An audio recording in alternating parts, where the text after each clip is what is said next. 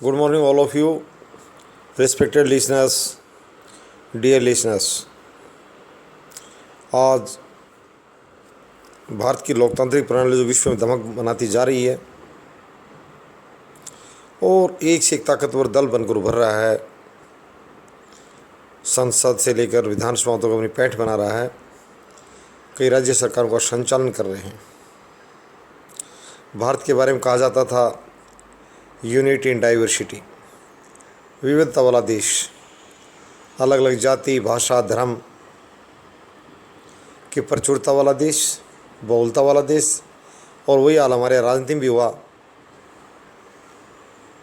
अनेक दलों ने अपनी उपस्थिति दर्ज करा रखी है। 1, 2 और 9 नहीं, बड़ी संख्या है। कश्मीर से कन्याकुमारी तक, कश्मीर में पीडीपी और नेशनल कॉन्फ्रेंस लंबे समय से दबदबा दिखाती रही हैं। और कन्याकुमारी की जब बात की जाए, यानी तमिलनाडु की बात करूं, तो वहाँ AIADMK और DMK दोनों दलों की सरकारें आती जाती रही हैं और बड़ी धमक है। अन्य दलों की उपस्थिति वहाँ बहुत ही कमज़ोर है।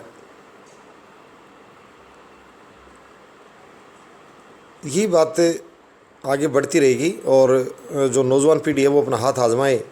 जिन लोगों के पास बुद्धि बल, धन बल, विचार बल या अच्छी सोच के साथ अगर जितने भी हैं वो लोग ज़्यादा से ज़्यादा मैदान में उतरें और भारत की लोकतांत्रिक प्रणाली को 4 चांद लगाएं। इसमें बहुत बड़े सुधार की ज़रूरत है कि लोगों ने रेवड़ियाँ बांटने का सिस्टम बड़ा गंदा बना रखा है। हंसना और हंसाना भारतीय राजनीति सीख लें।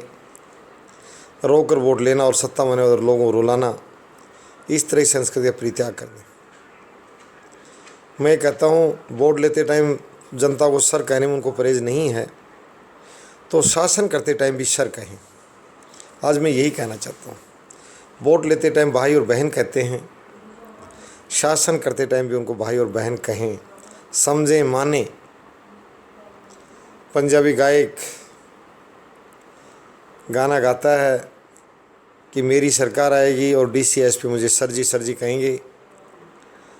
तो ये मैं कह रहा हूँ कि जनता की सरकार को आने दें, इस फूल को पूरा खिलने दें, अपना आचरण सुधारें।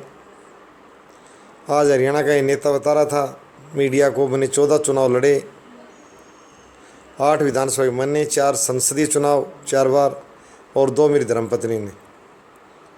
मेरे सांसद या संसद राजनीति के चलते 14 बार मैंने चुनाव लड़ा है। ये परंपरा रोक दी जानी चाहिए।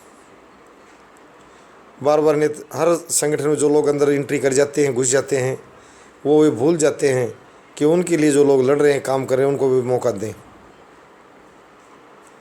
जनता, हर पार्टी जनता की पहुंच वहाँ तक बनाए। 15 बार में अगर 15 लोगों को मौका दिया जाएगा, हर बार एक को, तो मैं मानता हूँ 70-75 साल हमें हो गए, अभी तक 1 लाख लोगों को हर पार्टी, विधायक और सांसद का उम्मीदवार बनाने का मौका दे चुकी होती। प्रणाली बदलें। ये 14 बार का एक बार नवाब किसी को न बनाएं। 2 लाख के आसपास औसतन, हालांकि हमारे बड़े विधानसभा क्षेत्र में कम मतदाताओं वाले भी हैं, परंतु 2 लाख आमतौर पर एवरेज जब निकाला जाता है माना जाता है 2 से 2.5 लाख मतदाता का औसत आता है एक विधानसभा क्षेत्र में मतदाताओं की संख्या का। तो वहाँ बड़ी संख्या में पढ़े लिखे लोग भी, उनको मौका दिया जाए, औरों को भी दिया जाए। एक व्यक्ति कुंडली मारकर न बैठे। और तो और बांटते टाइम कुछ जो मनोनीत सरकार द्वारा अनुशंसा जो की जाती जिन पदों पर, उन पर भी प्रतिभाशाली लोगों को मौका दें। मेरा यह मुख्य लक्ष्य प्रतिभा को आगे बढ़ाने की तरफ ही है। लोग बताते हैं साहब राज्यपाल के लिए उस व्यक्ति को लगा दो, बड़ी संवैधानिक जानकारी रखते हैं। वो कहते चाहे संविधान की ABCD ना आती हो, मैं तो इसको बनाऊंगा। भाई ये जिद्दी ना पाले। ये बात नीचे की विधानसभाओं या राज्य सरकारों पर भी है, वहाँ भी इस तरह के संवैधानिक पद हैं। उनको बताया जाता है सर अमुक व्यक्ति इस पद के लिए ज़्यादा योग्य है, उसको, यानी प्रतिभाओं को आगे लाए। ये लोकतंत्र की परिभाषा और संविधान की आत्मा भी ये करिए।